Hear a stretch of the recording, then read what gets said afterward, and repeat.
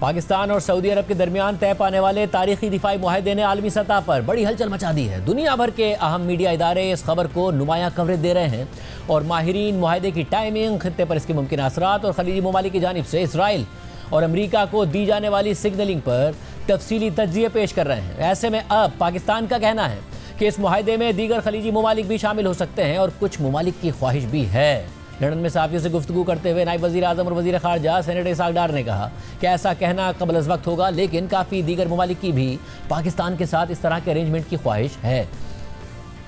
It is the historic pact between the two countries,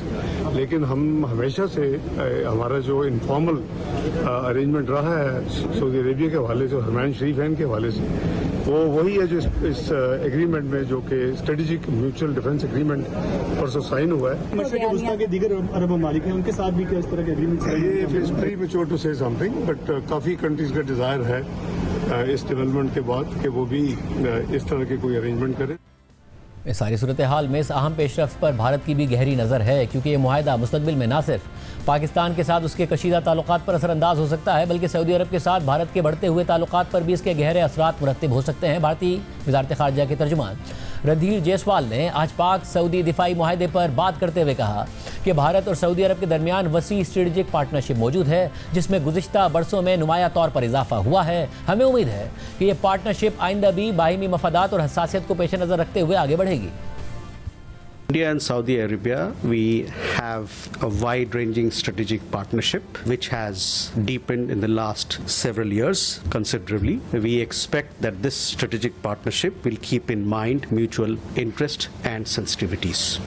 इस सारी सूरत हाल में इस मुआहदे की टाइमिंग पर भी मगरबी मीडिया में सवाल उठाए जा रहे हैं, क्योंकि हाल ही में इसराइल ने अहम खलीजी मुल्क और अमेरिका के इत्तेहादी कतर पर बराह रास्त हमला किया है और इसके तनाजुर में ये बात भी सामने आ रही है कि ये मुआहदा खलीजी रियासतों की जानिब अमेरिका पर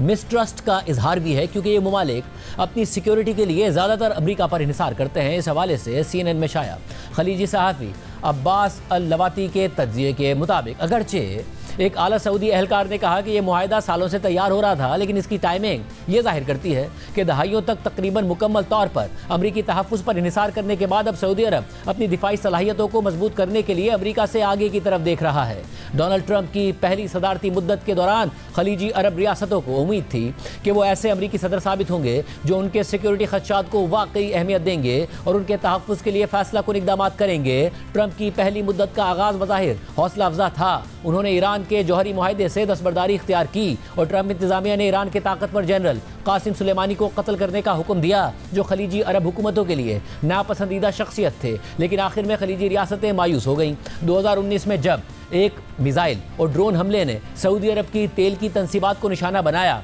जिसका इल्ज़ाम वसी पैमाने पर ईरान पर लगाया गया और इससे सऊदी अरब की तेल की निस्फ पैदावार मुअत्तल हो गई और ख़ाम तेल की कीमतें आसमान को छूने लगीं, तो ट्रंप इंतजामिया का रद्द अमल सिर्फ हल्की मजम्मत तक महदूद रहा। रिपोर्ट में मज़ीद लिखा है कि जब खित्ते में कशीदगी बढ़ती गई तो सऊदी अरब और मुत्तहिदा अरब अमारात ने अमेरिका पर एक बाज़ाब्ता सिक्योरिटी ज़मानत के लिए दबाव डाला, लेकिन फिर जब बाइडेन इंतजामिया से ये यकीन दहानी हासिल ना हो सकी तो सऊदी वली अहद मोहम्मद बिन सलमान ने खुलेआम खबरदार किया कि अमेरिका के साथ उनका सब्र जवाब दे सकता है। सितंबर 2023 में फॉक्स न्यूज़ को दिए गए एक इंटरव्यू में शहजादा मोहम्मद बिन सलमान ने कहा था कि सऊदी अरब अपना फौजी इन्हिसार अमेरिका से किसी और जगह मुंतकिल कर सकता है। उनका कहना था कि एक मजबूत सऊदी अरब एक मजबूत अमेरिका के मुतरादिफ है। आप ये नहीं चाहेंगे कि वो कहीं और मुंतकिल हो। जब ट्रंप दोबारा व्हाइट हाउस लौटे तो सऊदी अरब ने उनसे नई उम्मीदें वाबस्ता कर ली। सऊदी अरब ने अपनी शाही मेज़बानी का भरपूर मुजाहरा करते हुए ट्रंप के दूसरे दौरे सदारत के पहले गैर मुल्की दौरे पर उनके लिए शाही कालीन बिछाए, लेकिन वो दिफाई मुआहदा